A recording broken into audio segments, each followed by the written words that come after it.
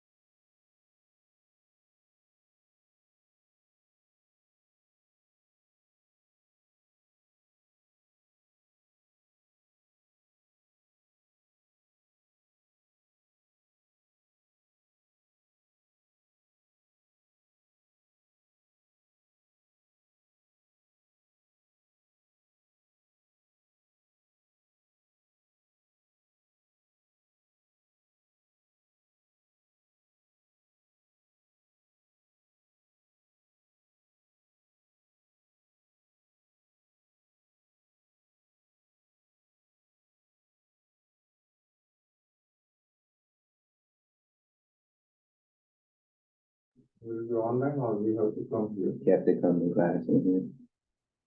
Yeah, you have to class. But it will be on Moodle. Yes, it's on the. Mhm. Yep.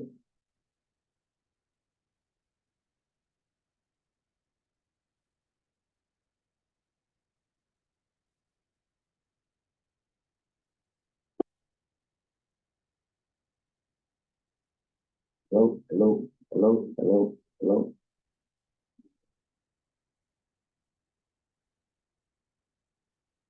hello, hello. Check one, check two, check one.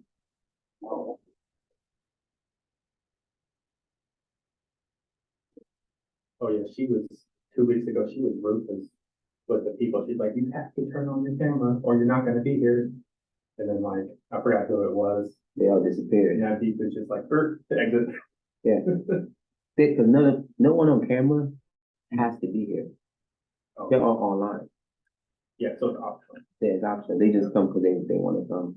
just to hear Yeah. if there's anything said. But I record it and I post it on the site, but they don't have to show up. I think she was missing, confused as to the attendance. They're online. Not sure. Nope. Yeah, like the first hour of the lecture was about what makes successful people. It was very like Tony Robbins-ish. Yeah, I mean those are helpful to me in a undergrad, like a freshman type setting. Graduate students, I don't typically go down that route.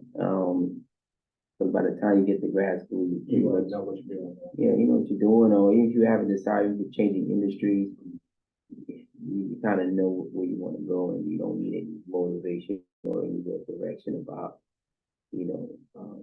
I mean, it's always helpful to know what's out there, but motivation is not one of the things I find that grad students need. Yeah. You know, you're motivated enough to go to grad school. You don't need help with me on that part anyway. So yeah, I tend not to do that kind of thing. Some students like it though, but I just not something I find useful. I used to like it, like I said. I used to eat that stuff up. Yeah. No, It's addictive yeah, listening to that type of stuff. yeah, it's addictive and it's constructive and it's helpful. But once you get to the point where You gotta apply it.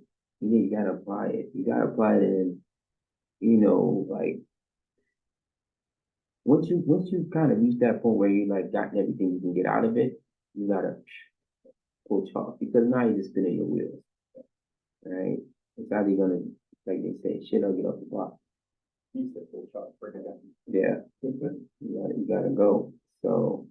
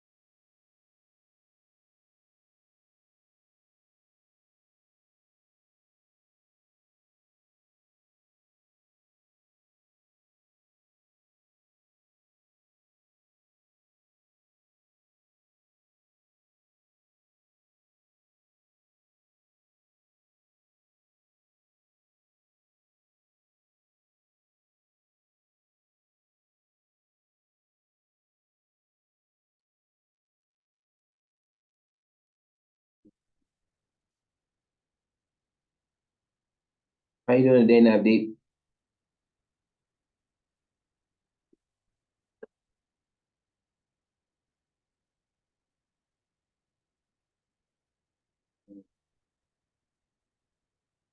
Hearing everybody.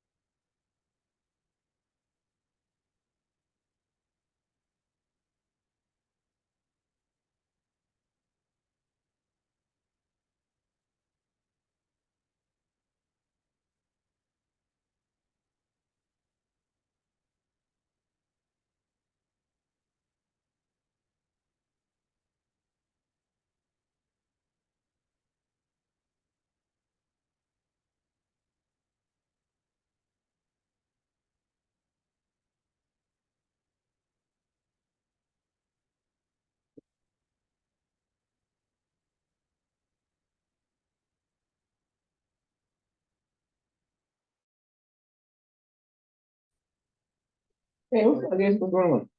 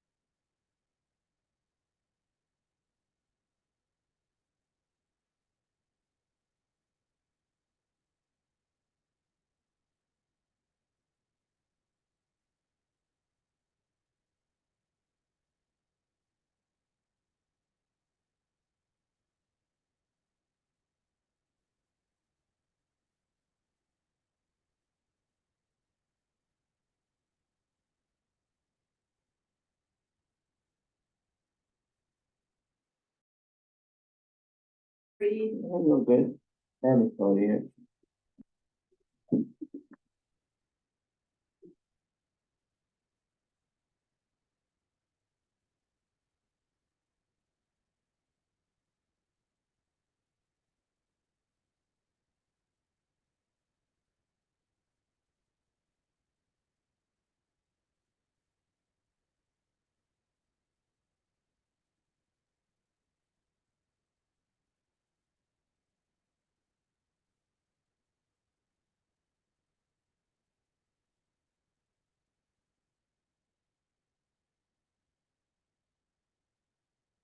Okay,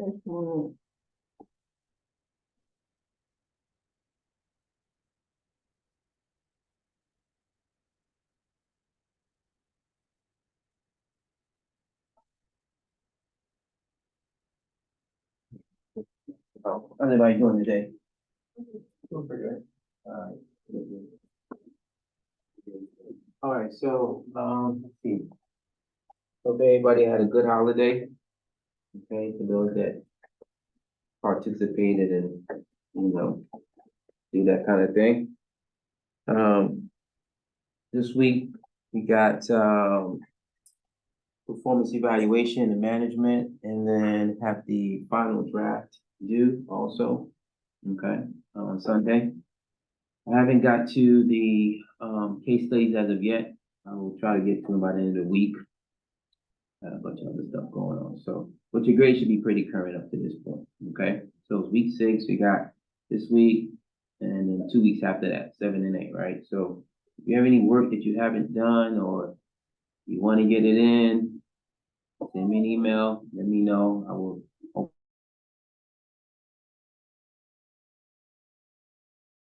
open it up for a limited period of time. So for the final draft, for those that have been in my class before, I'm not looking for a complete project. I'm just looking to see kind of where you're at.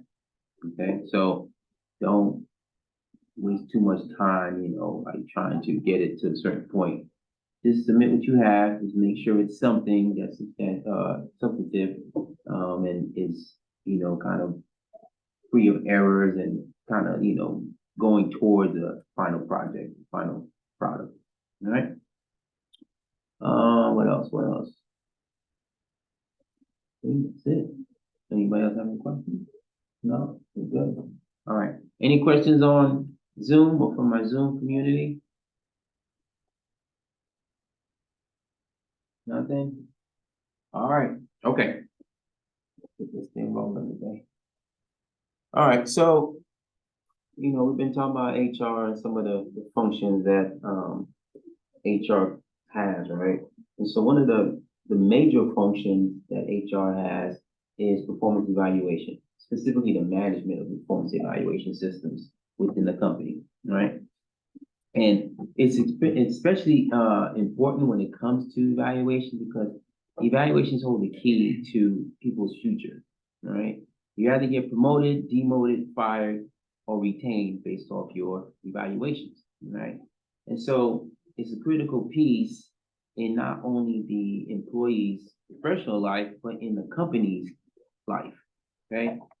In understanding who they have within their midst that are capable and ready to move up to the next level, right? It leads into what we call succession planning, right? Anyone familiar with succession planning? Is basically I'm trying to set up my leadership team for the future, okay? No CEO, well, most CEOs, right? Unless they're entrepreneurs and they kind of get thrown to the fire and they kind of learn fire by baptism, they're groomed, okay? They're groomed from the very bottom, and then they kind of make their way up, right? And the process is different in every industry, right? There's certain things, certain wickets, certain experiences you have to have in order to be able to get to a certain level within the organization, right? Just can't walk into the company and say, I want to be CEO, and then they're just gonna stick you in, they give you $15 million a year, and you don't know how to read an income statement or P&L or a balance sheet, or you don't know how to do a merger and acquisition, or you don't know how to read stock market and tickers and net asset value, or do capital building, or do any of that stuff, right? You don't understand any of that stuff. you're not gonna be a CEO for long. Okay, you're gonna be CEO very short term.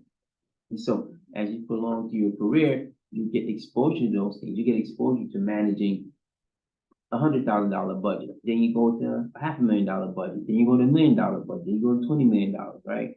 Then you go to managing 5 people, then 15, then 20, then 50. Then next thing you know, you got 500, then you got 1,000. Then next you know, you're manager, corporate, regional director, right? And that kind of thing. And you get experience in writing evaluations and that kind of thing, right? And so it's critical for the company to be able to have an objective and effective performance evaluation system, because that's the way we figure out who's who in the zoo and who's going to move up and who's not going to move up. Okay, there are a lot of people that are great workers, but they're not a good people person, right? They know their stuff, but they can't get along with anybody. Then you have those other people who get along with everyone, and they're so-so on their technical acumen, okay?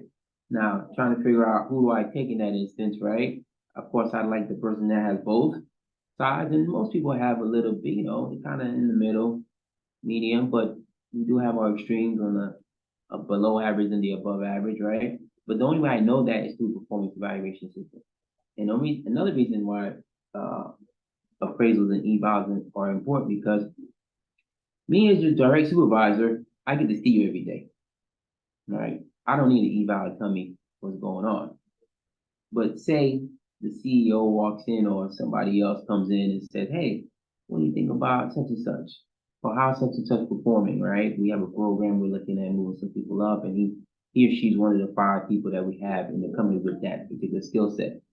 And that person doesn't know you very, very well. Just say, give me their evals, okay?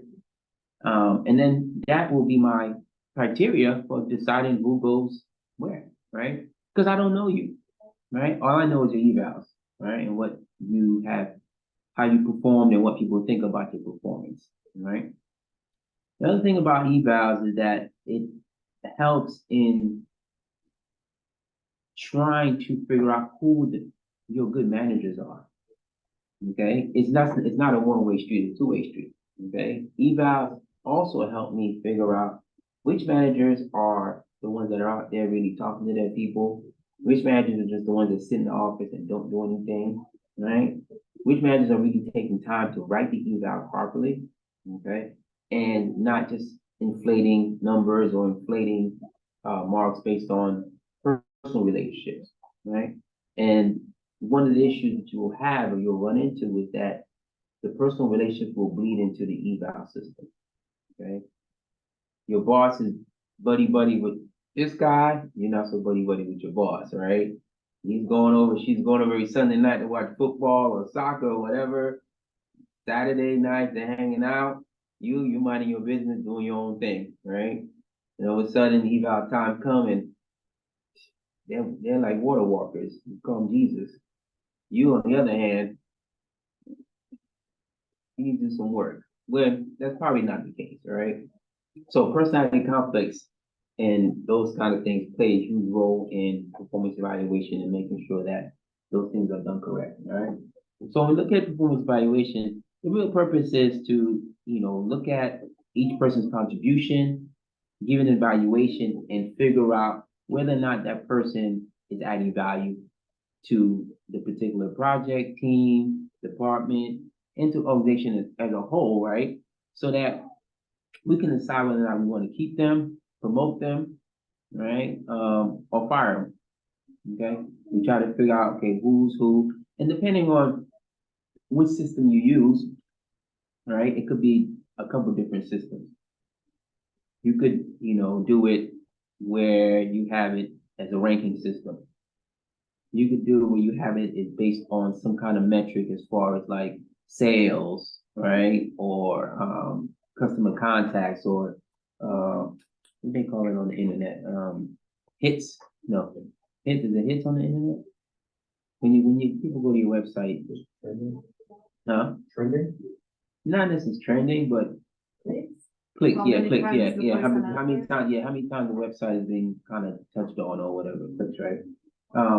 So that's a way to measure whether you're productive or not efficient, right? How long you been sitting at your desk is a very archaic and bad way to do it, but some people do it because they don't have anything else to measure the performance or the efficiency of the particular employees, okay? So depending on how you do it, right, there's always room for bias. There's always, room for, insecurity, and your boss, who's writing your eval, you don't really know what's going through their head, right? What's going through their mind. And also, you have to remember that you can't just assume just because that they're your boss that they write well, okay? That they are smarter than you, because they're not, okay? Because somebody is your boss, I mean they're smarter than you, all right? Don't mean they write better than you, right? And unfortunately, you will be a victim to that person's cognitive and intellect and writing abilities, right? You have somebody who's a great writer and writes this amazing report or eval for you, and they're like, man, this guy's great. Then you have somebody else who, high school diploma, or maybe they got a degree, just not good writers, right? And they just like, man, you sound like crap. He's like, you just sit at your desk and just eat popcorn and just surf the net, all right? And so it's critical to not only look at who's being evaluated, but who's also doing the evaluating, right? And then figuring out what's the system, right? And how that's tied to incentives, right? Because evals are usually tied to incentives and to, pay and bonuses, right? Like I said, when I was in Toyota, everyone got a end of year bonus, right? Based on our profits, right? But then based on your eval, you got an additional certain amount of money if you're in the top 5 to 10% of your class or of your peer group or whatever the case may be, right? Multiplied by the number of years you've been there, right? So it's pretty, my boss, had a $50,000 Christmas bonus, right? That's on top of his pay, right? I was there, I hadn't been there long, and I got a $5,000 bonus for being there a month or two, right? And so that necessarily wasn't talking about eval, but there were other people around me that had been there long enough for them to be able to, kind of get in there, and people were vying for, that top spot, right? Because they want to be the performer, right? And so that's also, a motivational tool that you can use against people, right? Not against, but with, for people, right? That kind of help them in the right direction. Like, can you please do your work, or can you do this? I need to do that, right? So home evaluation definitely, helps a lot, right?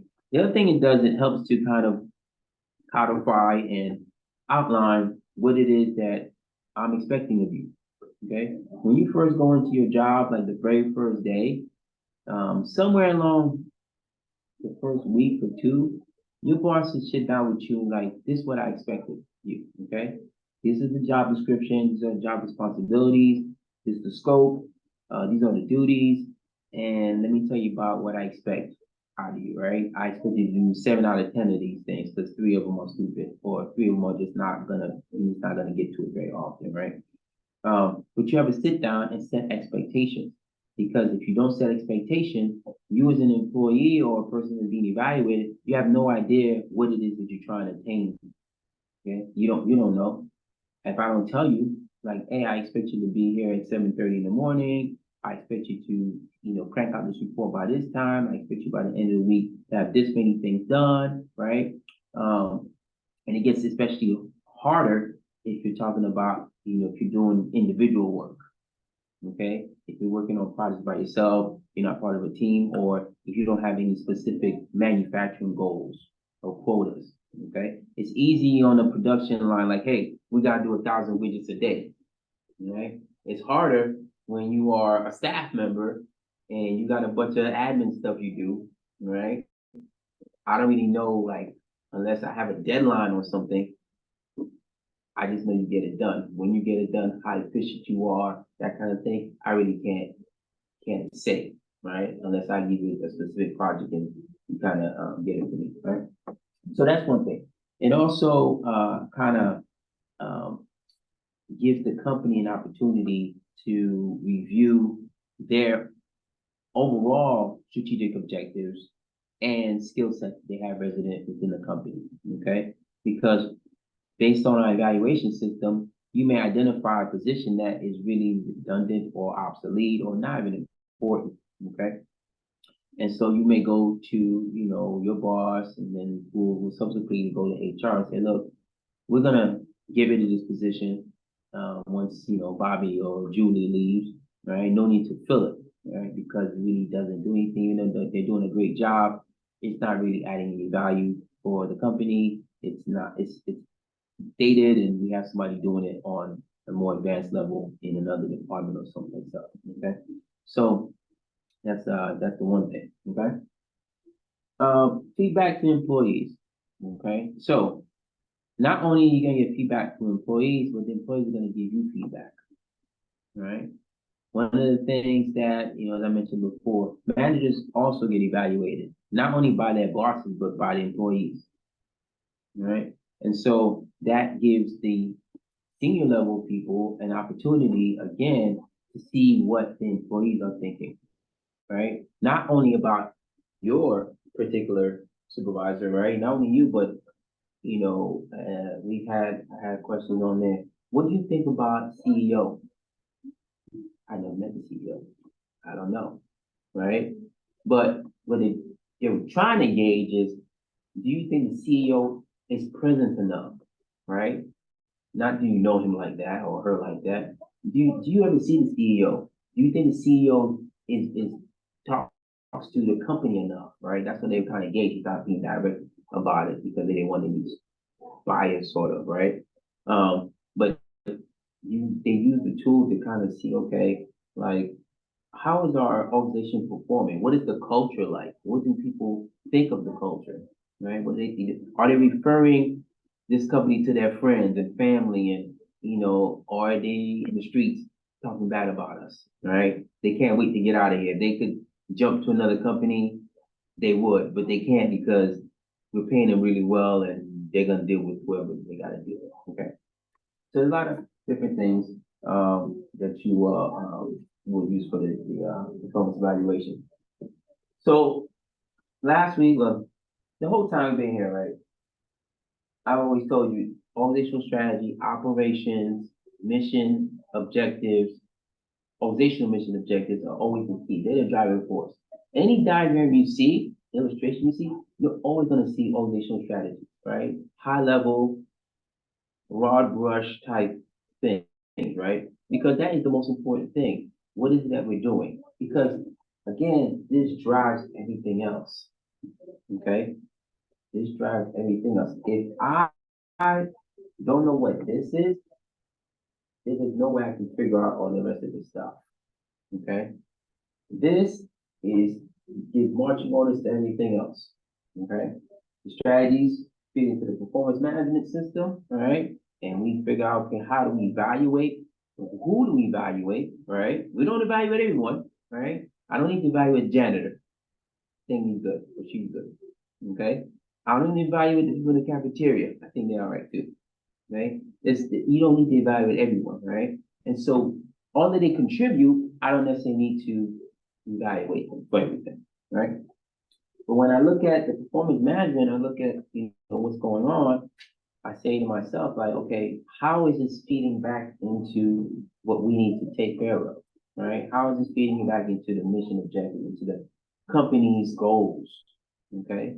Are we wasting money giving people $150,000, $200,000 a year, and they're not doing anything, right? They're like, yeah, doing a great job. You're gonna see evals if you haven't seen them already. It's like very simple. Great job. That's it. Okay. You're gonna have instances where okay. Everybody here has worked, right? How often did you get an eval?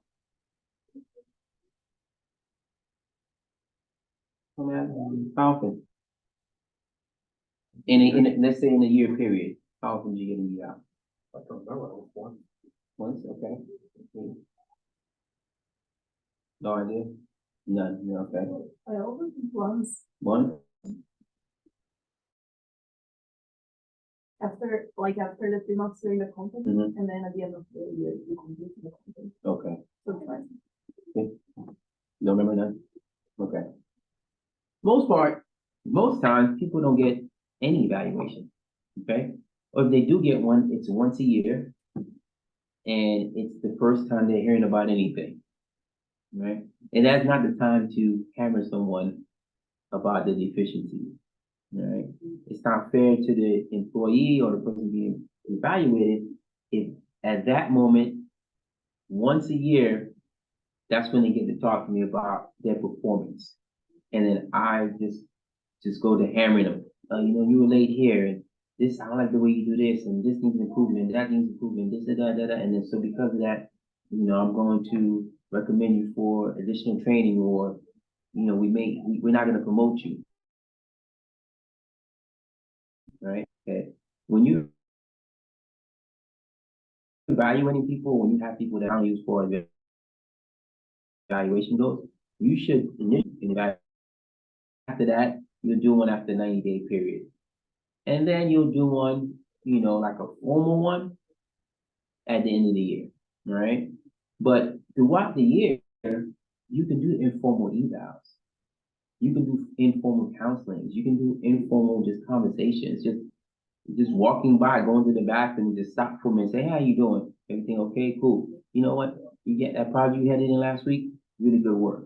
Okay, or that project you had last week, hey, I need you to come to my office and we need to talk about it because there's a few things that I wasn't really too happy with. Overall, it's a good work, but there's some stuff I want to change up and do a little different. And the thing you're gonna find is, if you haven't found out it already, is that most things that your manager, your boss wants are preference. They're not mandatory. They're not like this is the way to do it, right? It's not school. They're preferences. Okay, I like Curry New 12 pitch. That's me. I don't like Tommy Rogan. So when people ask me like, hey, how do you want it? I don't care, just give me Curry 11 or 12 pitch. I'm fine. Okay? Some people are like, hey, I want my Excel PowerPoint to be this way. I want my, my coffee this way. I want, the chair to be set up this way. I want it. There's people like that, right? There's bosses like that. They're very specific on how to do it. Okay? So it's a matter of preference. So anything that you get from an eval should not be viewed as a deficiency per se. Okay? It's really a preference thing. And once you switch up to that preference that person wants, then you'll be fine. Right? That's always something to remember. It's not, I don't care, nobody cares about your way. You're not the boss. Okay? When you become the boss, we'll care about your way. But till then, it's the boss's way. Okay? Keep the boss happy, right? Main job of really like senior people when they talk about CEOs, CEOs, and those kind of guys, is to keep the boss out of trouble. Okay? If anything, keep the boss playing golf and worry free and leaving early and stuff like that, okay? Because we get more work done when the boss isn't around. Right? And usually you're not gonna see the boss, especially for the big company. Boss is busy anyway, okay? But performance management, employee performance, then kind of rolls into the performance management outcomes, right? Looking at, how we're going to, develop our training programs, right? How we're gonna develop different incentives, how we're going to figure out, who goes to overseas assignments, who gets the perks, right? Who gets first choice at, certain things that we have within the company, right? And then organizational results, right? How's everything turn out? Employee satisfaction, job satisfaction, right? And then at the end of the year, we do a employee survey to figure out, kind of the welfare and the mindset of the company, see who's happy, who's not, why they're not happy, what makes them happy, and that kind of thing. Then we go back to the drawing board and we go back up here. Okay? We go back up here and then look at, okay, does all this stuff, the results that we have, do they match up with all these organizational strategies? Okay? You can have great results down here, okay? But if they don't match up with the strategies that we have set forth, then we have some problems. We need to realign. Either we need to relook at these strategies, right? Maybe we're missing the boat somewhere, or we need to look at, what it is that we're doing, our outcomes, and then say, you know what, our outcomes don't really line up with where we need to go. We need to stop some of this stuff, some of these activities, right? But it's just like during COVID, a lot of companies spent a lot of money buying, manufacturing, developing inventory and processes, right? Because they thought that this COVID thing was gonna last forever, right? And so they thought they was gonna be making money for those companies that were really benefiting from COVID, right? Zoom benefited from COVID hugely. Peloton, the video game industry, big time, right? All these companies made all these capital investments based on revenue that they generated during COVID, right? Once COVID was over, guess what? Those revenues dropped like a rock, okay? To the point where Peloton was basically about to go bankrupt, okay? Because they had so many Pelotons, they were selling them at 75%, 80% discounts, okay? Video game industry, they cut about 6,500 jobs within the industry, right? Although it's a pretty robust and very lively industry, they took a little hit, right? Based off of numbers that weren't reliable, right? They had these results, right? But didn't really line up on their strategy, okay? This short-term COVID experience that we had, right, is not something that you should have taken into consideration as far as budgeting and making capital expenditures. What they should have done is probably looked at the previous couple of years and used that instead as more of a realistic barometer to figure out, okay, where do we need to spend our money and what our expectations are, for owner dividends and that kind of thing, right? Earnings per share and stuff like that. All right, so let's remember, it's always a cycle. It's always a cycle, but it's driven by the organizational strategies, right? No matter what it is. Okay. All right, so like I said, sometimes you don't get any feedback and you don't get any evaluation from your boss, right? You just kind of like come in and you've been there 5 years and you haven't had an eval one time, okay? Again, I don't expect anyone in McDonald's pulling making fries to get an eval, okay? But I expect the manager to at least sit down with the employee and say, hey, you know what?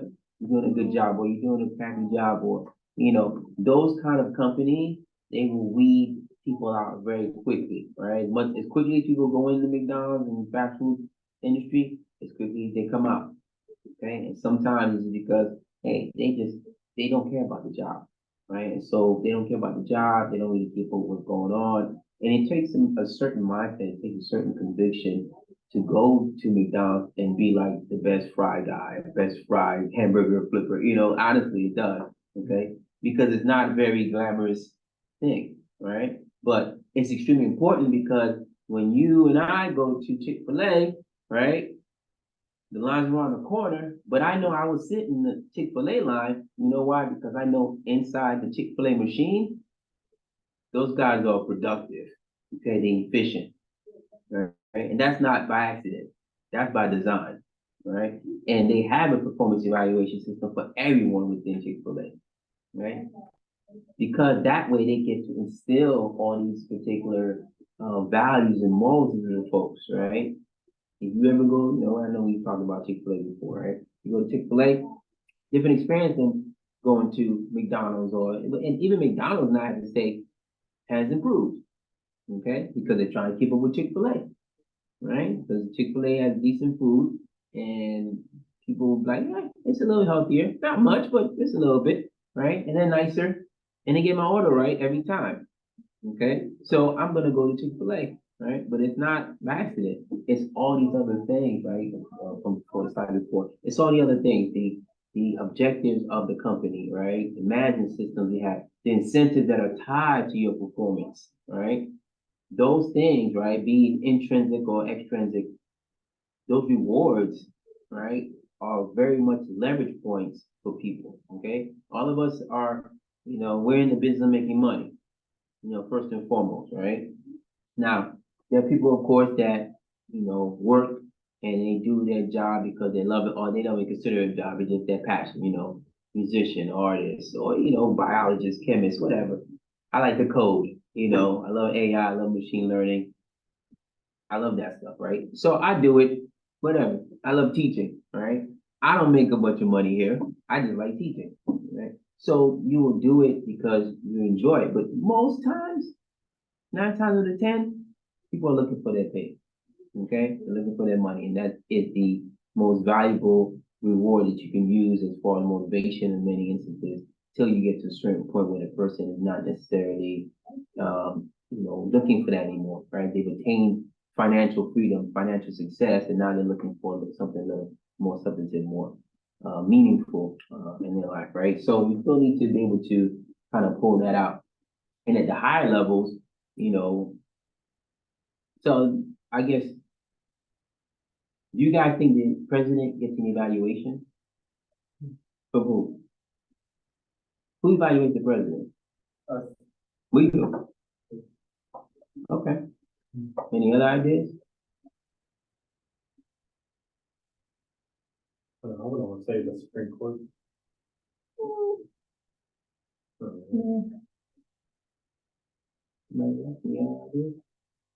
No? Okay. Here's right. We do, right? But it's a matter of a long time, right? We evaluate presidents in 4-year increments by rewarding them with re-election. Okay, that's how we evaluate presidents, right? The House and the Senate also evaluate presidents, right? Department of Justice, those legal enforcement, law enforcement agencies that we have, or those regulatory agencies that we have, or bodies that we have, they evaluate the president. Okay, but for the most part, the people evaluate the leaders, right? The senators, the congressmen, even though they have their own internal evaluation system, but we're not gonna go there. Okay, so it doesn't matter who you are, you always get evaluated, right? Whether it be on a regular basis, month, year to year, or it be every 4 years, okay? There's always some kind of evaluation that comes in, and the incentive for someone like the president or Congress or senators and those folks is that they want to get reelected, right? The power and the ability to make changes and influence different things is what really is driving them to try to be better, right? Then we have generational issues, okay? So I said earlier that when you are getting evaluated, it's not a bashing session. It shouldn't be a bashing session, okay? You have to take it as constructive criticism, constructive feedback, right? It's easier, I think, on the older generation, the baby boomer, Gen Xers, right? Even millennials, I guess, at this point, to say, hey, look, this is what you need to work on. You can't get better here, get better there, that kind of thing. You're strong here, right? And they take it as that, right? I think the Gen Zs and now we have Gen Alpha. I guess we started over. Gen Alpha.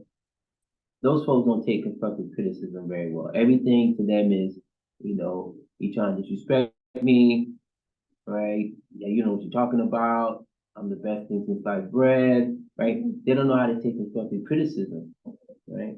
You have to be able to do that if you want to develop, right? That's one of the keys to self-development, is to be open to criticism, because we all have deficiencies. It doesn't matter who you are, what you do, how good you are at anything, right? Somewhere along the line, something you're not good at, right? Now, we're not talking about physical deficiencies, because there's no such thing as that, right? We're talking about deficiencies within a certain set of parameters, okay? You may not be, so for instance, I applied to go to law school a long time ago, right? I got into law school. And so one of my friends who was a lawyer was like, hey, you probably don't want to be a lawyer, okay? Or you be specific about the type of lawyer you want to be, right?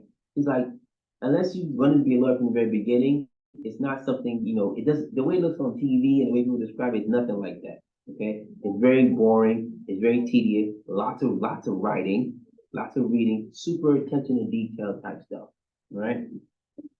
And so she was saying that if you aren't, for her, she's a prosecutor, okay? Not everyone can do that job, right? To be in a courtroom, to be in front of people, right? And to be able to think just like this, right? People say stuff, you gotta think about it, 10, 15 different scenarios that you could probably put this person in the corner, right? As a prosecutor or the defense attorney, right? How am I gonna box this person in? Oh, they just said something, right? And to be able to like process that, it's not for everybody, okay? And so it doesn't matter who you are, you have some deficiencies somewhere along the line, and you're not good at everything, okay? And so these are one of the things that a lot of times you have to watch out for in the workplace, right? And I'm just going to use the military experience because I saw it over and over again. Specifically just in the Marine Corps, right? In the Marine Corps, if you were physically fit, then you were the best Marine ever. Okay? Forget that you kind of knew your job. Forget that you were really a bag of rocks, that you couldn't work your way out of a paper bag, right? Forget that you couldn't really read, all right? If you were a decent, decent runner, to do physical, pull-ups and that kind of thing, right? And sit-ups and just were in shape, you were good to go, right? Because that's the nature of the Marines, right? That's the nature of the entity, right? We need to be physically in shape to do what we do, or war fighting, right? So, what you would have is what we call a halo effect, okay? And when we talk about the halo effect, just because you're good at one thing, it automatically gets attributed to everything else you do. And instead of actually evaluating what you're doing, I just take it for granted that you're a great Marine, so you must be a great person too. You must be a great thinker. You must be a great whatever, okay? And so, but that's not the case. And you have to be careful of that also in the workplace. Of having the halo effect, kind of, where your boss is not, maybe it may not be you, but it could be somebody else, right? And this tends to happen a lot of times with bosses that aren't necessarily, or managers that aren't necessarily involved with a lot of the employees. They don't really know them that well, right? So they attribute these particular skills and sets to them being this particular person based off one thing, okay? I'm sure Charles Manson was a nice person, okay? But he also was a murderer and crazy, all right? I'm sure all these guys or gals that are getting hemmed up in the news right now for sexual assaults from back in the day, or President Trump, even, or former President Trump, right? He's got his problems, right? But I'm sure to his wife and to his kids, he's probably like the best dude ever. Okay? Doesn't mean he's gonna be a great president, doesn't mean he's gonna be a good person. He is who he is, right? So you gotta have to bridge those gaps, right? You gotta have to figure out, okay, I need to evaluate this person objectively and not necessarily based on just one criteria, one thing, right? They do the job well, but also what kind of person are they? Do they contribute to the team, right? Does everyone like their work, but they don't like working with them? Right? That's another thing. It's like having a great teammate who's like, it's like being with LeBron James on the basketball team, right? Fortunately, he's a great leader also, and he's a great player. He just does it differently, but you can have someone who's talented, but just not that leader, okay? And you can't force that on them because that's not their natural instinct. All right. Any questions, comments? Jump in there, all right? All right. Kind of touched on this already, right? So when you're having, when it comes down to the eval, like I said, expectations are a big thing, right? You have to be able to set expectations. I gotta know what I'm being measured on, how often, what is considered poor work, what's considered good work, what's considered great work, what's considered above average work, right? I need to have all those particular metrics so I understand how I'm being evaluated and where I need to focus my energies on to make sure that I get evaluated appropriately, right? Based on my efforts and, you know, what I'm doing at work, right? And so it's important, that you set fair expectations, you know, and the other thing with the expectations and the goals is that they need to be realistic, okay? It can't be these pie in the sky or this wishful thinking about how you would want your employees to perform, right? Or what you would like the company to do, right? The production line can only produce 1,000 widgets a day, okay? I can't evaluate you on the fact that I want you to do 2,000 widgets a day and you didn't do it, right? That's not fair. That's not a realistic expectation or realistic goal, right? So we're not gonna do that. Right? All right. These are some of the more common metrics that we use that are more tangible and more extrinsic in nature, right? Quality of output, quantity, timing, punctuality, efficiency, all the surface level stuff that we can see, right?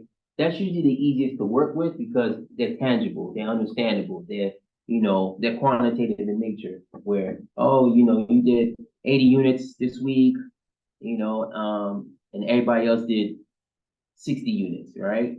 Okay, I can tell you above average. You did 6 surgeries this week successful, and everybody else did 4, or you did 6 and everybody else did 10. They're very easy to understand. They're very easy to use to really separate and delineate people, and to kind of help me figure out who's on top, who's in the middle, and who's on the bottom. For the most part, everybody's gonna kind of fall in the middle, right? And we'll talk about the bell curve if we get to it. But in general, when we are depending on what we're doing or how we're using our systems, performance evaluation system, we're gonna have a bell curve. And this is just normal, regular stats, okay? Yeah.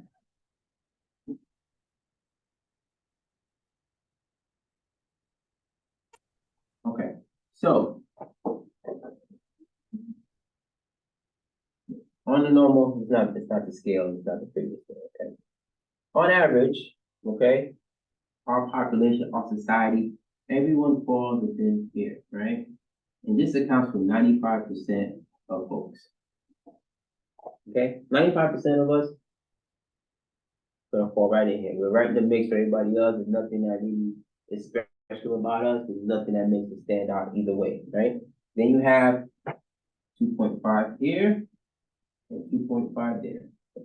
Okay?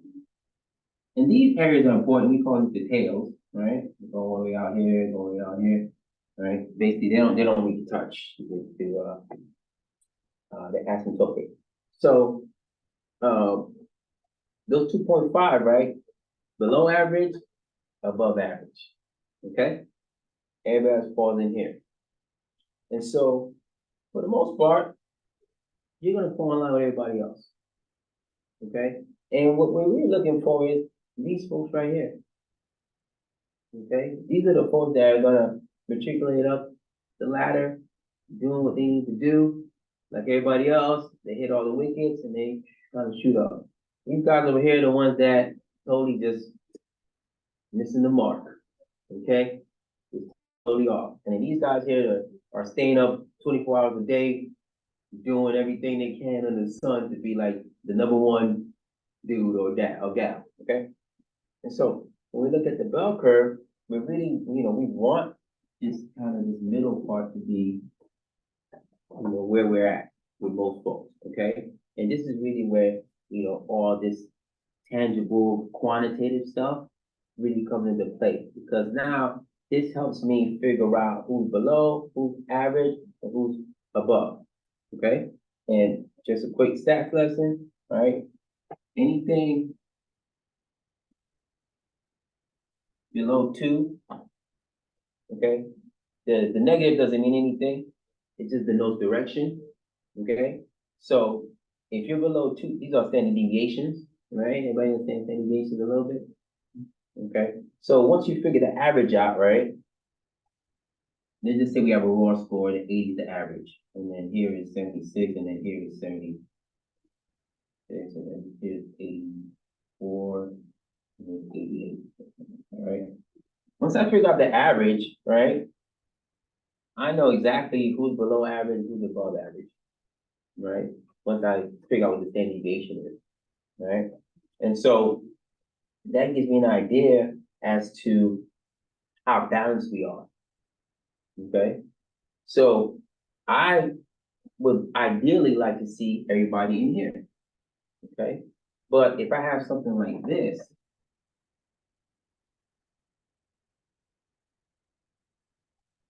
we might have some issues. Okay. Because now it's negatively skewed, right? There's a small little number here, but everybody else is on this side. Okay. Either I'm overinflating the report or underinflating the report or something's going on, right? We do not want this, right? We want this when we're writing our evals, or once we pull our evals and kind of see how we're looking throughout the company, right? And this helps HR in the company really balance out their performance evaluation system to make sure that everything is fair. Because there's a lot more that goes into it, right? There's different demographics that go into it, race, gender,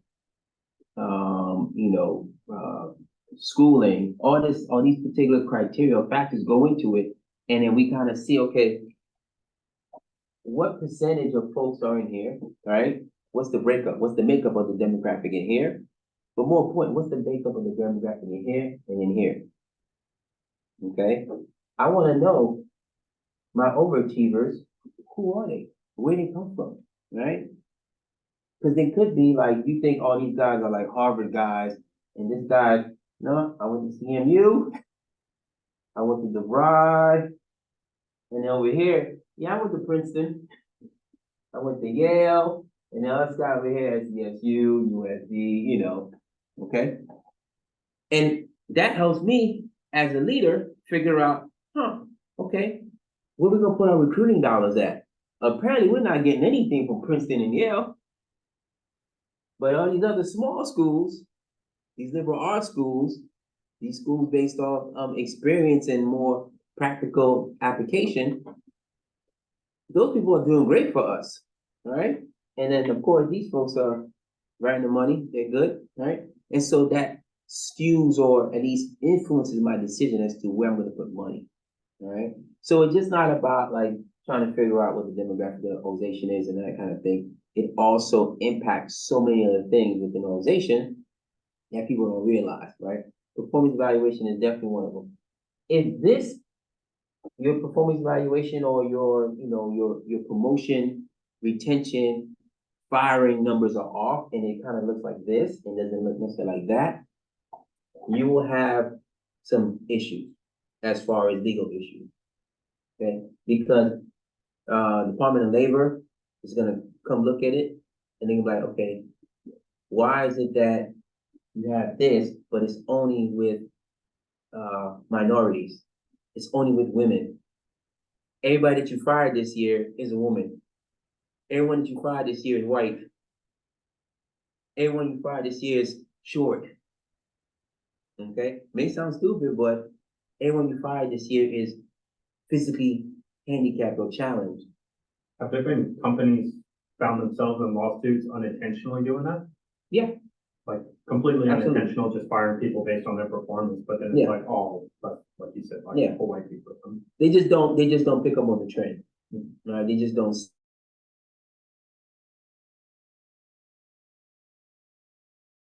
see it because it may be just marketing let go of a white male. A white male, they're not talking. That's why it needs to be done at a higher level. When we do aggregate and we kind of see, okay, and then once we get that, we can have a better idea, okay, how are we performing, right? What initiatives do we need to have in order to bolster our minority presence, right? This is where DEI initiatives come from, diversity, equity, inclusion coming from, right? Because the numbers are skewed, right? This is how it was in schools and, Harvard, this is kind of where affirmative action kind of, was born from, right? Looking at these numbers, doing the stats on them and saying, you know what? Things are off. Why they off and why they off for specific groups, right? We know, earlier on, it was blatant racism and prejudice and systematic racism built into, most systems, not only in the United States, but everywhere, right? It's just a different type of racism. Racism against, religion, racism because we're from a different village, racism with different class, right? Here it's just based on race, okay? So it's different types of prejudice and racism, but if you look at it and you try to figure out, okay, what it is, right? That will help you make better decisions as to how you can fix it, right? How you can get a level playing field, right? But ideally, you want this, right? You want it to be symmetrical, okay, or a bell curve, right? Or we call Gaussian model, whatever the case may be, right? So that's your quick free stats class today. Okay? Don't tell it. That'll be 1,500 for the 10 minutes. Yep, basically. Right. All right. So different types of metrics, right, to make sure we understand what's going on, right? All right, so when you look at, like I said, there's different ways and different criteria you can use to do your evaluation, right? One of the criteria is called trait-based information, right? When we look at, specific skills or specific characteristics that you will have, and we use that as an evaluation factor, okay? Let me see. People are great speakers, or we were talking about, people that are great salesmen, right? They can sell anything, right? That's a trait to me, to be able to speak to people in a certain way where you're persuasive enough to where you can get them to buy something, right? Not everyone can do that, right? And so you kind of look at them, okay, and say this person has a certain skill set that is not necessarily inherent in everyone, right? Or someone that say that, again, let's go back to sports, that's 7 foot tall, right? It's something we always say in basketball, you can't teach height, right? It is what it is. You just can't make someone 6'9", 265 pounds and coordinated, and you either have it or you don't, right? You have the trait or you don't, okay? That's the difference, all right? And so, can you work on those things? Yes, but that's more behavioral results-based information, okay? Now, I have my traits, I have my things that, I do well, that others don't do, or for me personally, I've been told I'm very patient, really calm under pressure, all right? But I've had bosses in the same situation, I seen them freak out, and I'm like, what are you freaking out about, sir? Oh man, it's okay, we'll get it done, right? Especially if their boss is in the same room. Right, especially their boss in the same, right? So it's not to freak out, right? So you got your trait-based information, right? Then you have the behavior-based information. It really is about, of course, the person's behavior. How do you act, okay? And this one's important because you may not necessarily, behave the same way at home that you do at work, okay? So let's say, for instance, if you're on the phone all the time, or you're at the bank, or you're customer-facing, you have to have a certain demeanor and approach to dealing with your customers, right? But that doesn't mean that you're a nice person when you leave work, right? I know a lot of people, they're great at work. People love them, right? Oh, you're so nice. You're really cool, very helpful. And then after work or off work, you can't get them to do anything for you. Like, you can't get them to get help. They're the most pessimistic, most unhappy person you've ever met in your life, right? But at work, they behave a different way, right? And so at work, they're seen it or perceived one way, but in other instances, they're not, right? It's kind of like your parents, sort of, right? I view my dad one way, my mother views him another way, okay? He's my dad, great. For my mom, that's her husband, different story, okay? Things are just different, right? Not bad, but just different, right? You got results-based information, okay? Where we kind of look at some of those other, quantitative things we talked about, productivity, output, quality of work, quantity of work, those kind of things, right? We look at, okay, what are you providing to the company, right? What are you providing as tangible, documentation or source of your work, right? Everyone always says, let me see it in black and white, or let me see the numbers, right? Doesn't really mean anything unless you give me the numbers, right? Just like when here in class. Some of you, other classes I've had, super smart, right? I would say 95% of students that I have in my class are smarter than me by a long shot, right? Do they work harder than me? No. No. Okay? They don't work harder than me, right? And it's reflected in their grades, right? I know they're smart. I know they're intelligent, right? But look at their grade, you'd be like, I don't think so, right? And in certain instances, that's the only thing that counts, right? For this class, that's the only thing that counts. Like, do I like everyone here? Absolutely. Will I fail you? Absolutely. Right? I'll shake your hand, give you a hug, ask you how you doing, how your mom's doing, how your family's doing. Here's this F. Okay, take it on home. Right? Come back better. Right? Doesn't matter. All right. So sometimes you have to kind of stick to the guidelines, stick to the black and white, stick to the numbers and see, okay, show me the numbers because that's the only thing people have to go off of because they don't know you. Right? They don't know you well enough. Right? It's like when Miss Heckler was here. She's like, oh, I love your class. They're super cool. Right? It's like, well, someone a little quiet, He's like, Cruz was quiet. I said, yeah, he's quiet. He didn't talk much. He didn't say much. Mariana was, she was a little more talkative. So was Nathan. And, they were a little more talkative. I said, oh, no, yeah, they'll tell you what's on their mind. Right? Case doesn't talk much, but I know when he needs to talk, he will. Right? And he's smart. And he's informative. And he has an opinion about things. And so does food, all you guys do. Right? It's just on the way you demonstrate it. Right? But I know you. So when she was telling me this stuff, I was like, yeah, I'm good, right? Now, if I asked her to grade you on the spot, she wouldn't be able to do it because all she had to go off of what was her limited experience with you right then and there. But me, on the other hand, I'm good. I know exactly like what you're capable of as far as like in the class. It's just a matter of whether or not you put the work in. Okay, that's really what it boils down to. Right. So always looking for, trying to make sure that we set the expectation, we understand the people that are working for us, right? And understand what makes them tick, right? That's the other thing having a good evaluation system does. You get to really sit down and figure out what is it that you want out of this, right? What motivates you, right? What makes you go? Because it's not always about money, okay? 95% of it is about money, but the other 5% could very well be about job satisfaction, or I'm looking to, be better as a person, as a statistician, as a data scientist, right? Or as entrepreneur, whatever the case may be, right?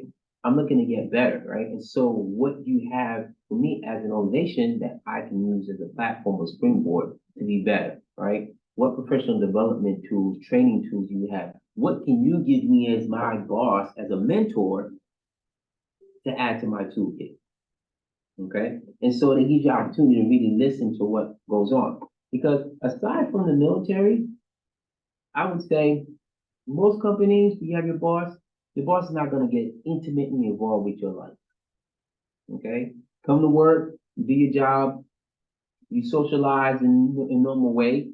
Your boss is not really going to ask you too many questions about how the family's doing, what's going on with you, are you okay? Unless it's obvious that something's bugging you, right?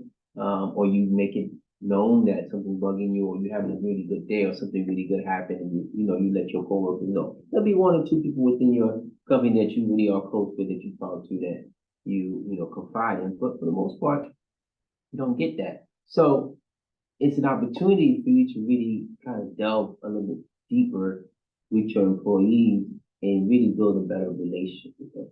Okay. And like I said, it doesn't have to be formal. It could be very much just informal, walking down the street, or like we do sometimes here. Like we'll come in class early, we'll sit here, we'll talk about other stuff. People walk by here, you guys see all the time. People walk by, they just open the door and they say, hey, Dr. Case, in the middle of the lecture. All right. It's not because I was such a great teacher. It's not they learn so much stuff, they just wanna dazzle me with their new knowledge because, we talk, right? We had personal interaction, we kinda got to know each other a little bit more, and you kinda like, oh, okay. Dr. K is listening to me and I'm interested in what's going on in your life and what you do and what you bring to the table just as a person, right? Those are the kind of things that are, not the tangible things that will reap benefits for you in the long term as the boss, as a manager, as a leader, and as an organization, right? Because now what happens is this person is gone past the whole, like, my motivation is not just money. My motivation is making sure I don't disappoint you.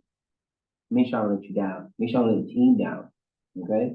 Once you get to that point with someone, that is a powerful thing. That is a huge motivator. It's a huge driver of productivity.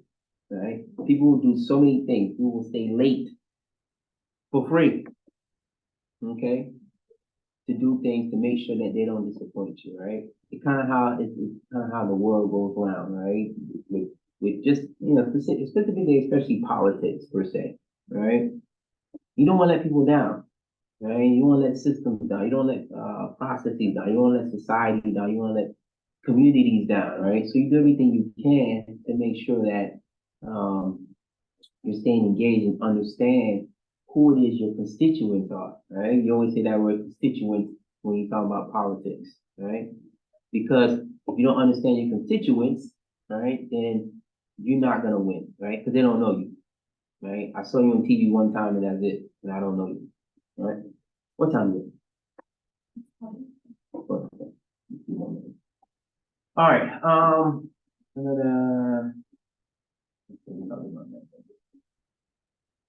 right, so here's just example of performance standards, right? This is for a wait person. I'm not gonna delve too much into it, right? The key point here is that to look at the different performance levels and the criteria is which that establish that particular level, right? So when we talk about superior work, what does that mean? Okay. For this particular position, it means that they visit the table quickly, right? They take orders as soon as the guests are ready, right? Serve drinks and food meal. They're just on their job. They're on the ball. The tables are not complaining about, oh, I haven't seen my waiter or waitress in like 10 minutes. We've been sitting here 15 minutes. We haven't seen anybody. We don't have water, right? That happens once in a while, right? But again, that could not be that person's fault, right? It could be that, oh, we're short staffed. Somebody called in sick. And so now that person has 2, 3 sections versus the one that they normally have, right? So we can't blame them, but this is where it's critical to understand, like, okay, what's the criteria that I'm going to evaluate this person on, right? Because me as a customer, I don't get to see everything. The only thing I have to go on is my own personal experience, right? So if you think about something like this, right? Superior, above average, below average, or average, right? And think about the business world and how that is useful, right? What application or what thing out there do you think uses this particular system, sort of like the performance level criteria in order to do their business? I'm trying to find a better way to kind of pose the question. Based on the performance of an organization or company, right? What business are you familiar with that uses that as a business model? Oh, like this, like performance levels. Right, yeah. I've heard Amazon like that. Yeah, but that's not, I know I'm not giving you enough detail. I'm not giving you the question the right way, because if I do it the right way, then you're gonna know right away. But think of a company that does ratings, sort of. What company do we use, or what company do most, like some of us use or familiar with, that uses ratings? Oh, like Uber, DoorDash. Yep. Yep. Mobile. Huh? Mobile. No. They do internally, but Yelp This is their business model. Think about it, right? When you go on Yelp, what do you go to Yelp for? Something good enough. To see something good enough, right? Based on how many stars they had in the reviews, right? So this is kind of their business model, right? To where they evaluate companies. And they tell you as a consumer, because we know that we can't all go to all the places, right? We want to check them out. But before Yelp, you just kind of shot in the dark. You went, it was great, word of mouth. If it wasn't, right? Kind of like the movies too, right? This movie sucks. My wife's one of the community people for Yelp. Is she? She gets invited to like, All the stuff, right? yeah, because she does like so many reviews everywhere you go. She gets invited to all the stuff, all the good stuff too. Mhm. Grand opening, movie premieres, like concerts. You'd be surprised with the stuff that the Yelp folks get. Because they want to come to review their particular venue or that, and people, businesses live or die off Yelp.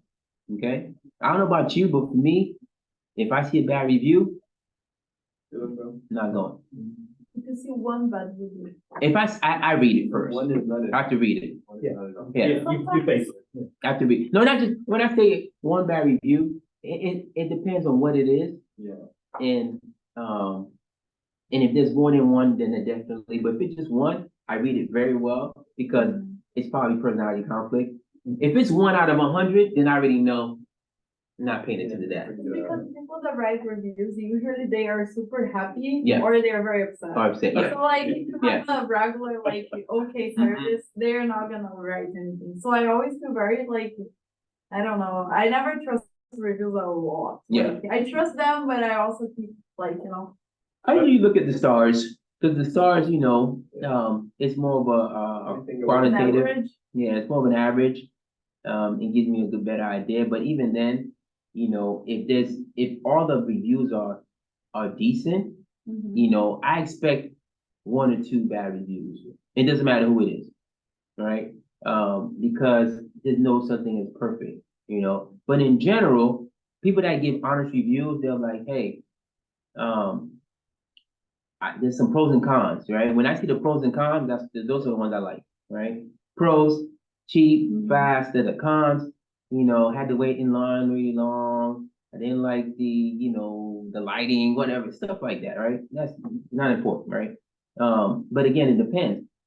If I'm going to have surgery and I have a listing of doctors, they say, hey, here's all the doctors that are available. I'm looking for the one with the best reviews, right? 5 stars and went, board certified and everything, and has done 1 million surgeries and, can do it in their sleep, right? That's what I'm looking for, right? But if I'm going out to eat, yeah, take it with a grain of salt. Like, okay, cool, whatever, right? At the end of the day, right, you have to have some, criteria to how you're going to evaluate the performance, right? And how you do it. So superior, acceptable, and again, these are all different, right? For everyone, right? These are just kind of generic sort of type stuff. All right, take 10 minutes. Mariana is my gauge. I just need to get coffee. I don't need to she has a very specific time that she every time it's like boom, every week. She knows exactly. She needs coffee. Yeah. So take 10 minutes and come on back. All right. Okay. Do you want coffee? No, I'm okay. Thank you, though. Decaffeinated. No, I'm good. Yeah, I was laughing earlier because in the Navy, and when it came time for those evaluations, Yeah. and I'm not talking about the evaluations that go towards your points, that go towards the test, the advance. I'm talking about like the command evaluations. And all the junior enlisted, like when I was at E nothing and E3 and below, All right. that was the time to talk shit. Yeah. You know? Because there's not much wiggle room. Those things are very like boom, boom, boom. All right. So you can say whatever you want. You can make all the mistakes you want to make, because that's what we expect you to screw up. And most of the time it was like anonymous. So Yeah. Yeah, we're gonna get into that. Into those. there was this one first class when we hit Portsmouth, England. He was like grinding up on an E3, like a girl that I liked. Yeah. At the time, it wasn't my wife, but it was a girl I liked at the time. So I put him on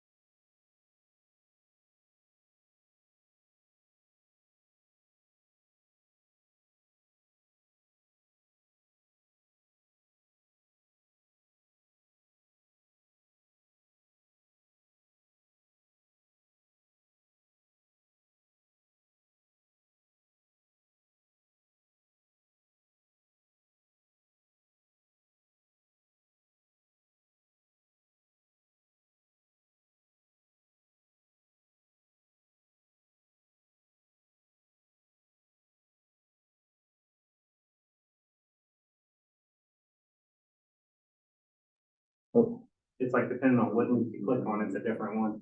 Yeah. Yeah.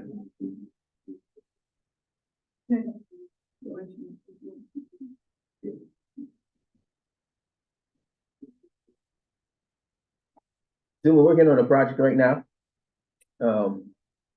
Go to the internet and find 3 or 4 performance evaluation systems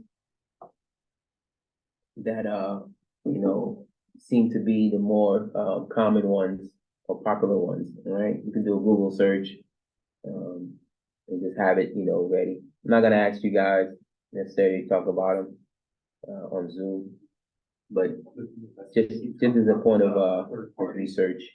Like hiring another company to do the evaluation.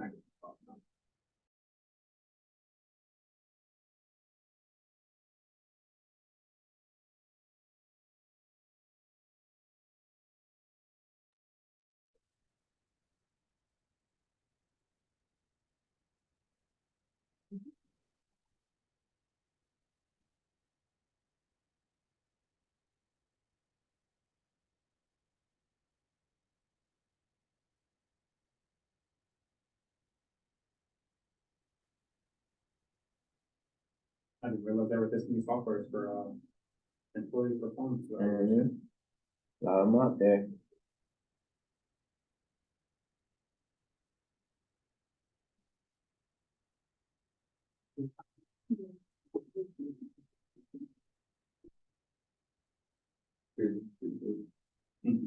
I've seen that one too. I keep seeing this one. That one keeps popping up. It's one that several different websites.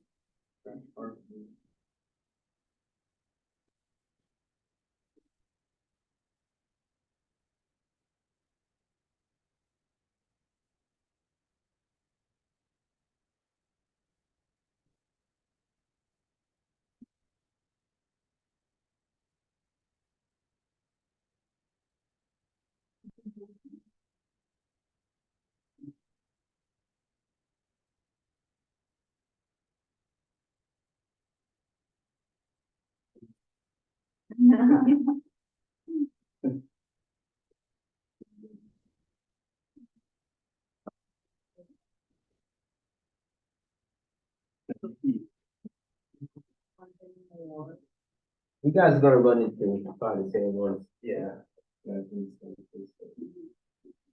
How many are there? There's a lot of them. Yeah, there's lots of them. It's a couple hundred probably. But there's some that are very, very popular, and then there's others that are just very obscure, and it doesn't matter. Just find 3 or 4 that seem like, you know how Google search works. They pay the most money come to the top. So.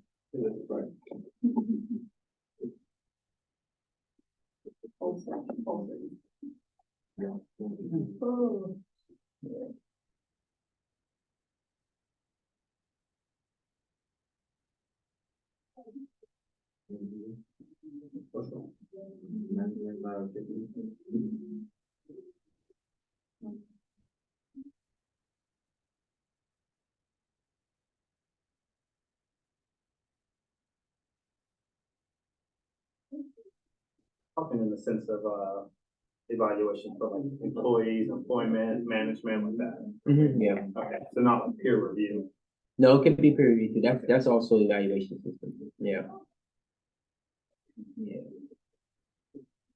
That's why I say it could be individual, it could be organizational.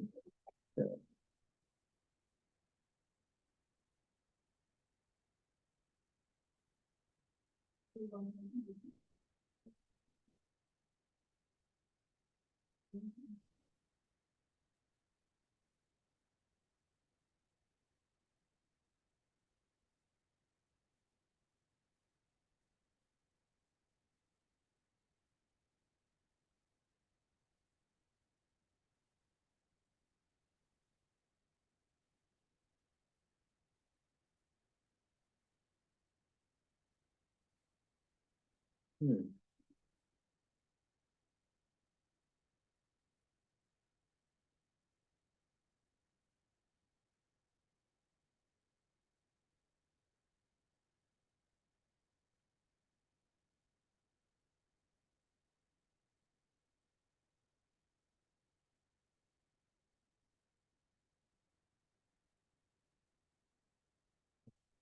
Yeah,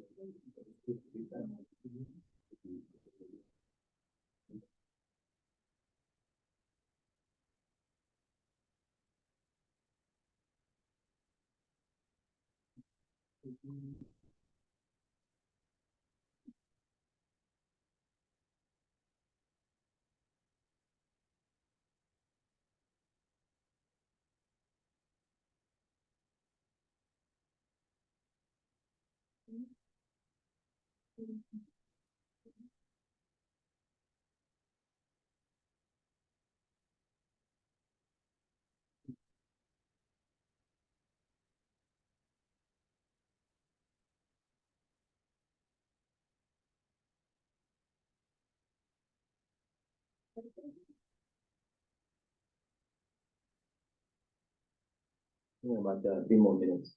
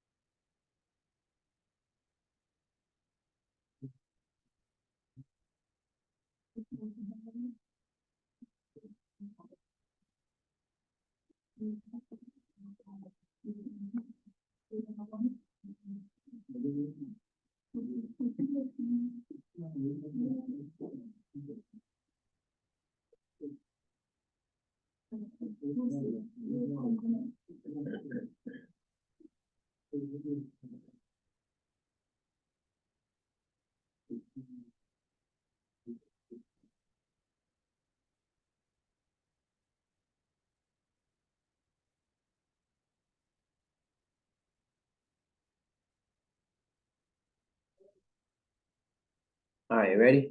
Yeah. All right. Let's see what you came up with. Anthony, you got to go first. All right. So tell me what the name of your particular ones that you guys found, and then We'll start with peer review. whichever. Don't matter. What's the name of it? Yeah, peer review. That's what it's called? Well, like individual, like. No. Like, what's the name of the actual instrument called? Or does it have a name? No, I'm just talking about the entire, like peer review, like for articles and stuff like that. What do you mean peer review for articles? Like how you get other people within like that category to review your journals. You know how like things are peer reviewed? Yeah. Wouldn't that be like an evaluation method? Oh, yeah, but I wasn't talking about that. Okay. Yeah. The other one That's a is little different. management by objectives. Okay, so MBO, okay. And then in that one, who evaluates who? Is that boss to employee? Is it employee to boss? Is it employee to employee? In MBO, management by objectives, employees and managers collaboratively, they can set specific, measurable, achievable, and relevant goals like a smart objectives. Okay. The employer and employee, they both are involved in the And process. performance in that system, performance is then evaluated based on achievement of these objectives. Okay, all right. So they have objectives, and depending on whether or not they hit the objectives, that's how you use the particular instrument, right? Yeah. Okay. So what are some of the pros about it? Pros is that it could tell you if you're actually reaching your objective the way you want it to reach. Okay. Requirements. Okay. What's the con? What's the downside to it? You guys can chime in too if you want. The NBO, management by objective. It's probably one of the more popular ones. You guys didn't have that one? No. There's no cons to it? I'm trying to think.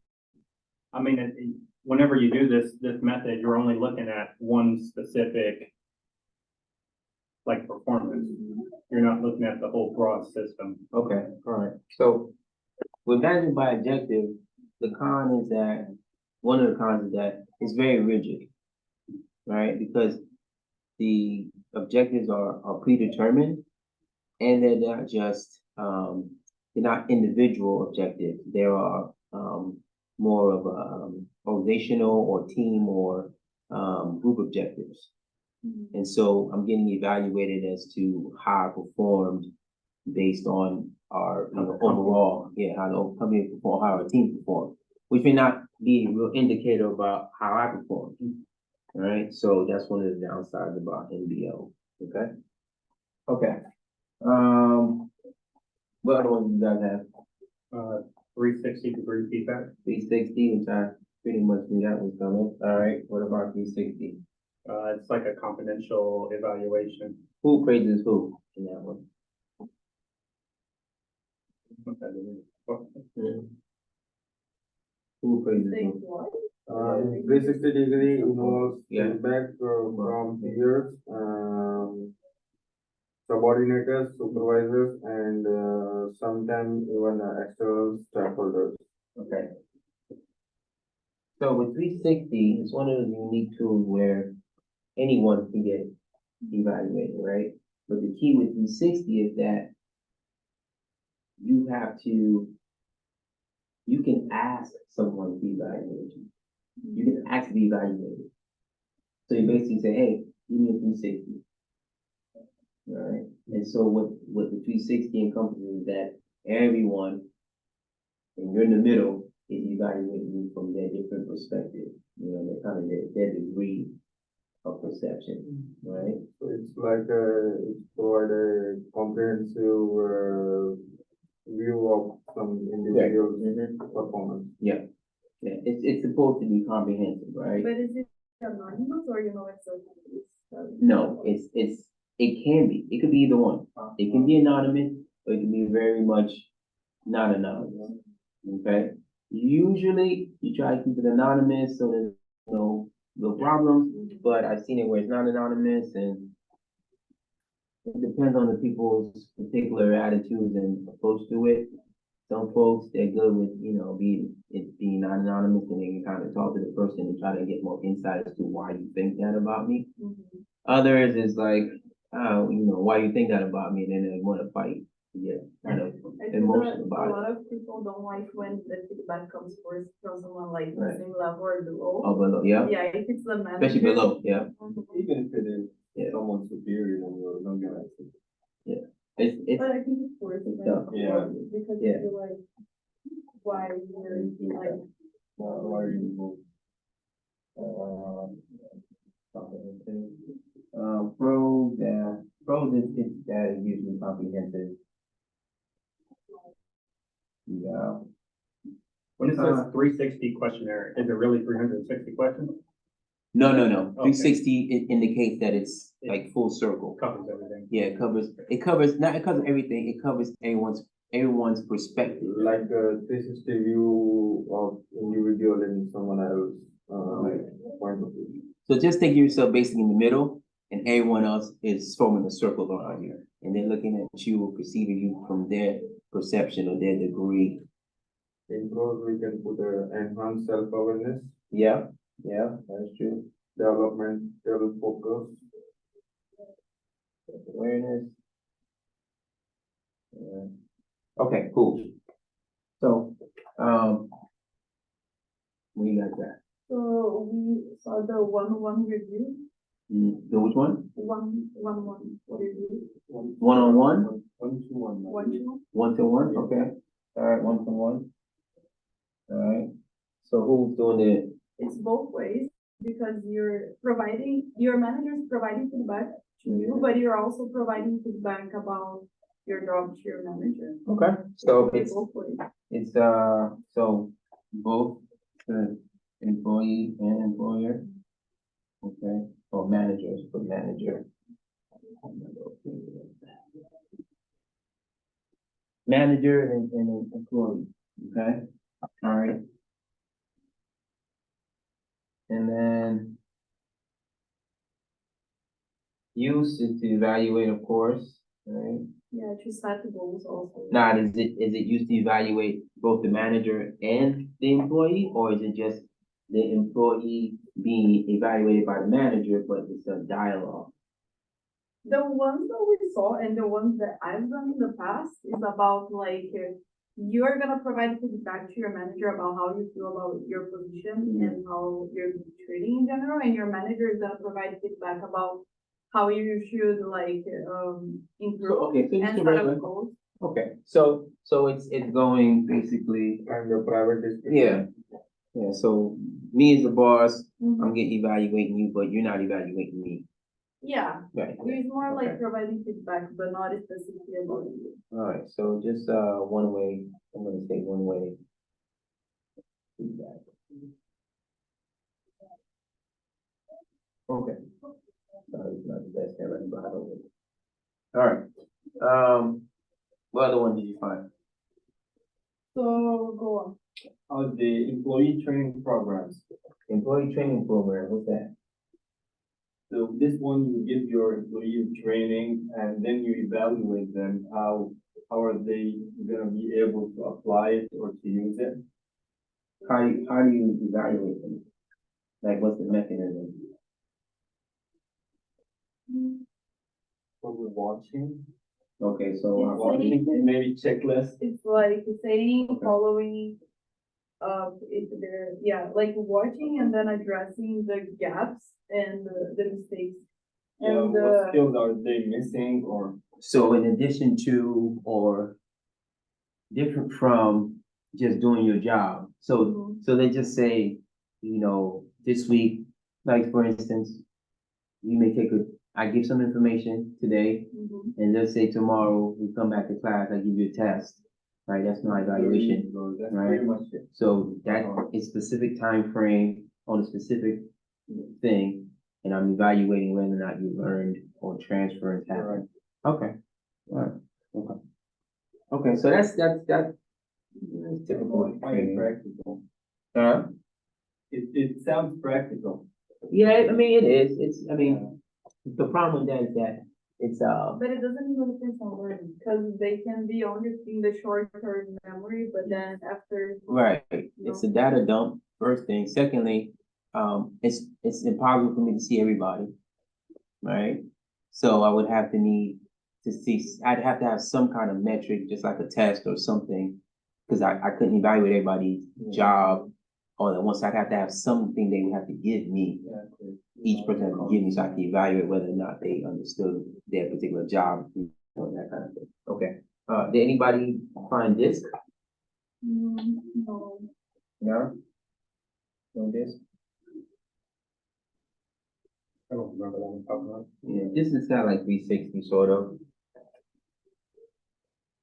On the same thing. There's 360, Bars, MBO, bars, I don't know anything about bars. behaviorally anchored rating scale. Oh, yeah, bars, yep. But those are different types of scales. So there's bars, there's graphic scales, right? So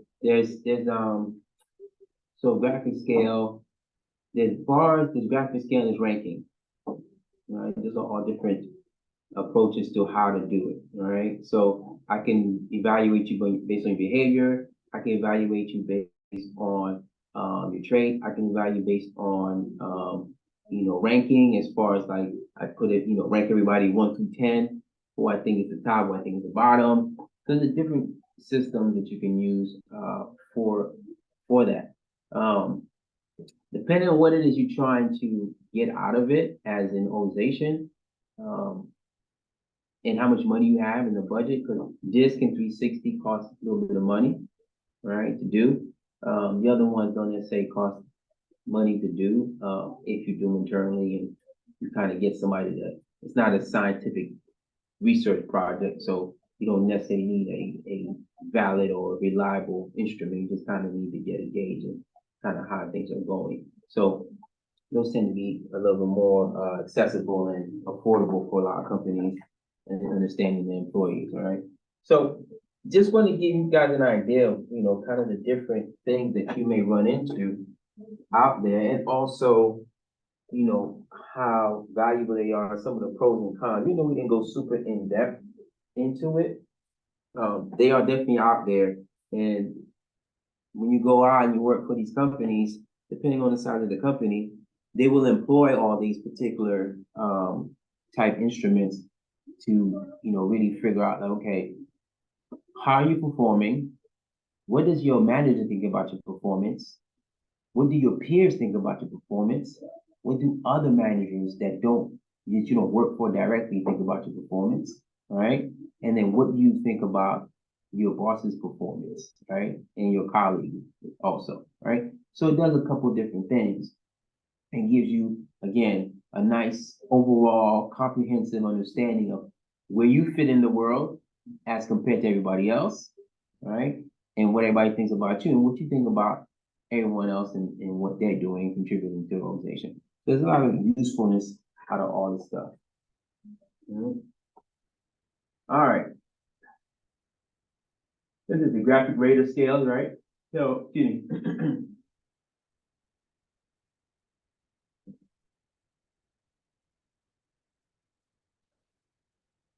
And the graphic rating scale is probably the one that you'll see the most used in corporations, because it's easy, it's to the point, it's very much objective. You can put bias into it, but it's really hard because the categories are very specific and detailed about what makes this a 5, right? Water walker, does stuff that nobody else can do, delivers miracles, stuff, it's very specific. And then 4, 3, 2, 1, each category is very detailed as to what it is, the criteria is necessary to meet that particular mark. The other thing about the graphic boards is that they don't leave too much room for bias, right, and subjectivity, right? Now you'll have a block or a place where you can, probably write a few blurbs, but it's, there's usually a very small area for narratives, right? Because narratives are a different type of rating systems, okay? And so if you're using a graphic system, then you're gonna have, the freaking above superior, below, below. Military users. Right, that's what we use, right? And in addition to that, you may have, ranking systems, right? We used in the military before. We used to rank folks, right? I think the Navy still might use the ranking system. Marine Corps doesn't do that anymore. It proved to be not good. Yeah. I mean, they still use it, but it kind of throws people off. And What's about like who's actually? right, basically, right? So we don't want that, okay?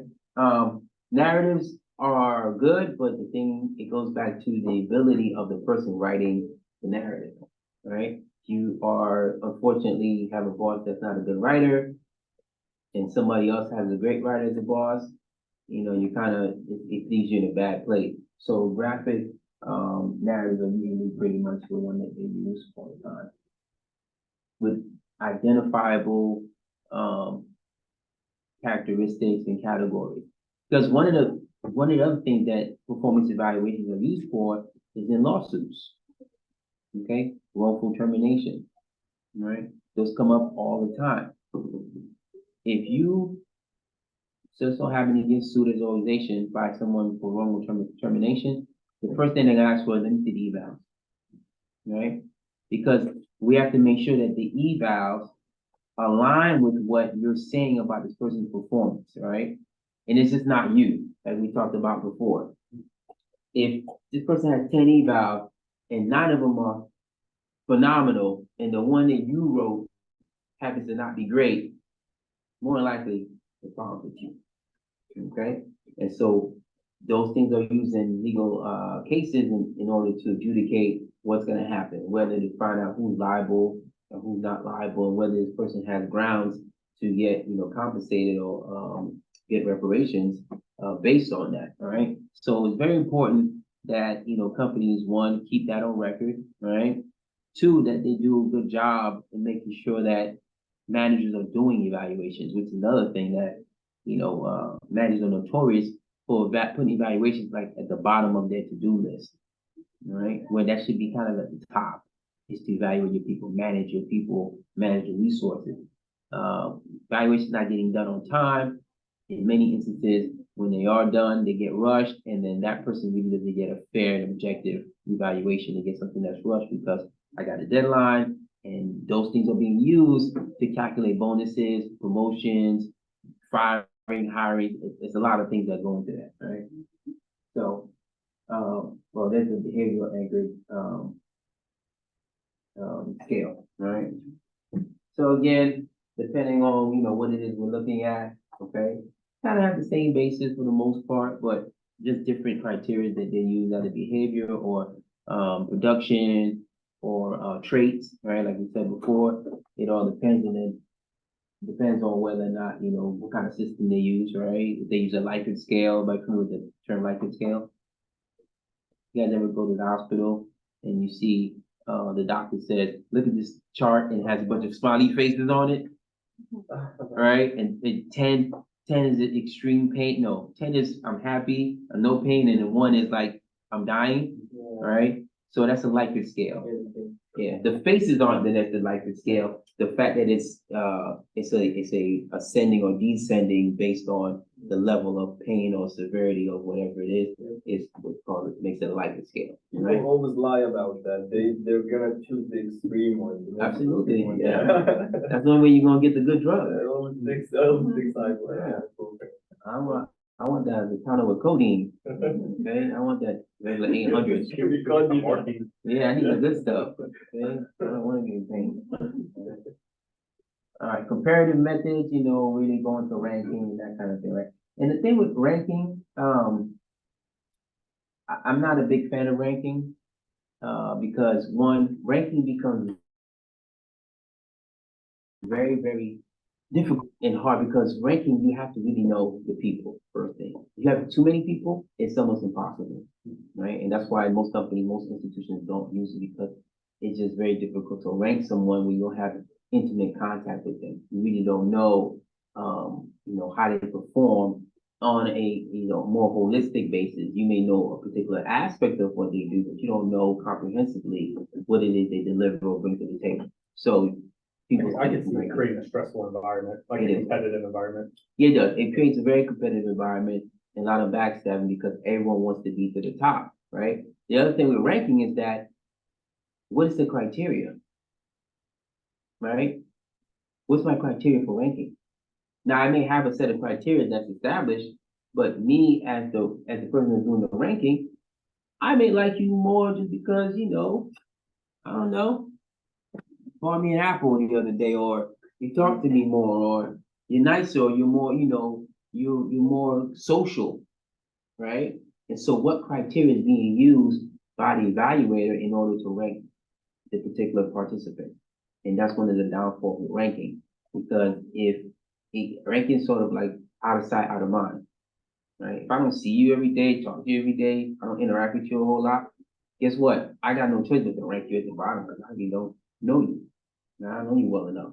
And so you'll find that ranking is not the most efficient and most objective way, and that it will get you in a lot of hot water in many instances because people will not be happy with the ranking. And it creates, as Nathan said, competition, but depending on the personalities of people within your department or your section, it could be positive and good competition, friendly competition. It could be very negative and toxic, where people are actually doing things that are malicious and just unethical in order to be ranked number one, right? And when I worked at Wells Fargo, I saw a lot of that. Even though we didn't use a ranking system, the industry itself is already cutthroat. Right? The finance industry is very much like, especially investments and that kind of thing, right? People are with banks and brokerage firms are vying for people's money, right? And each individual within there is trying to get that $15 million, business or $20 million business, or that millionaire to come and let them be the asset manager, right? So it becomes very cutthroat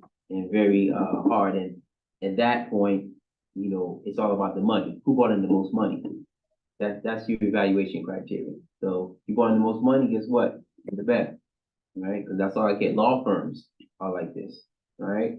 You know how a law firm works and how lawyers work for big companies, called billables. Okay? If you call your lawyer and you talk to your lawyer for 1 minute, they're charging you $500. That's right. They're charging you, okay? Because to them, that's time and that's the company's money, right? And if you're not billing properly, if you work in a big law firm, you will get fired. And then they will let you go. No problem. Okay? Doesn't matter what you do. You print something out for your client. Billable. Right? All right, so this is the bell curve I was telling you about earlier. Okay, we're not gonna go too deep into it, we kind of learned already, but once you get the hang of it and you understand what's going on here, you kind of understand that this is the average and then everything over here is below, everything here is above, and these are the raw scores that you're gonna really use, right, to get your regions, to get your areas, right? There's so much other stuff that goes into it, but you can see, that's the zero. Right, meet expectations, right? You got 40%, right? 20% here, 10%, and then so forth. And as you notice, right, that the 10% are on the outside, right? They're minor, okay? They're minor. The majority of the folks are below, well, meet expectations, but they're below or above, right? But this whole area here makes up the average, right? And you see the 10%. Either you're outstanding or you're unsatisfactory, right? But that's a small percentage of folks, but those folks, especially this side, take up a majority of your time, okay? If you really look at it, these folks, at the 10% unsatisfactory, we have a saying in the military, 10% of the population takes up 90% of my time, okay? Because I'm dealing with a bunch of nonsense with the 10%. Okay, they're unsatisfactory for a reason. There's a lot of things going on, so you gotta have to deal with it. So it's very time consuming. But here the bell curve is pretty well balanced, right? And you see, make sure math adds up right. We got 40, 20, that's 70. Okay, it's 100%. Good to go. So we're good on that. Narrative methods, as I said before, just kind of keep written records and writing more of a story or a descriptive synopsis on someone. One thing that, I would advise you to do if you don't do it already or you haven't heard of it before, once you become a manager, you have people that, work for you that you evaluate. I recommend getting a little book like that or something, right? And writing everything down whenever you have an interaction with someone. Date stamp it, okay? And just keep it as a kind of a informal sort of documentation, okay?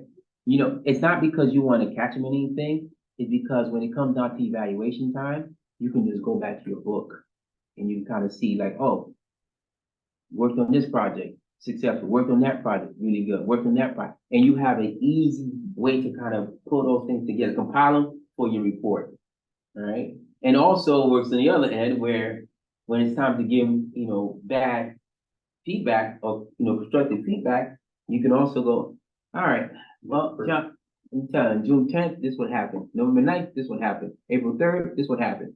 And they can't refute that, right? Because I wrote it down, okay? I put a date on it. I don't put the time because it's informal. It's not going anywhere, but I use it as a reminder to myself to go and look at what's going on. So when I start to write these evals or when I'm speaking to you, I have a record of what you did because I'm human. I'm not going to remember every little thing that you did, every project you work on. I'm not privy to, right? There's little things that you do that I may, say, hey, who did this or how did this happen? And they say, oh, Kudish did it. Like, okay, cool. And I'll write it down in my book, put a date in it. Kudish participated in this particular project, let it go. All right, and I leave it alone, put it back in my desk. All right. It goes to something we call a paper fortress. All right. You always want to have a paper fortress. Document everything. Right? No documentation, guess what? No case. All right, like they say in law. No body, no murder, no case. Right? So the same thing. The more documentation you have, the better. Right? To support your case. Right? Support your, hey, this person needs to get promoted. Well, show us why or tell us why. Fine. I got it all documented here. All the things that he or she did that were exemplary, that really contributed to the success of the team and the project, or this person really needs to be fired. And these are the 5 or 6 different examples I have documented. They were late here 5 times. They were caught doing this. They were caught doing that. Don't get along with coworkers. There was an altercation on this day. Have all that stuff kind of laid out in a book. Just a suggestion that someone gave me a long, long time ago that came in very, very useful and handy. And I find that it's important so that you don't rely on your memory alone, especially if you don't deal with everyone all the time, right? You just kind of see their work sometimes and maybe you see them in passing. It's good to remember them and take those things. All right. You got any questions? Management objective. Any questions? No? All right. He says he's out of here. All right. I already thought about some of this stuff. Halo and horns, the fact. I'm gonna try to look at I want to.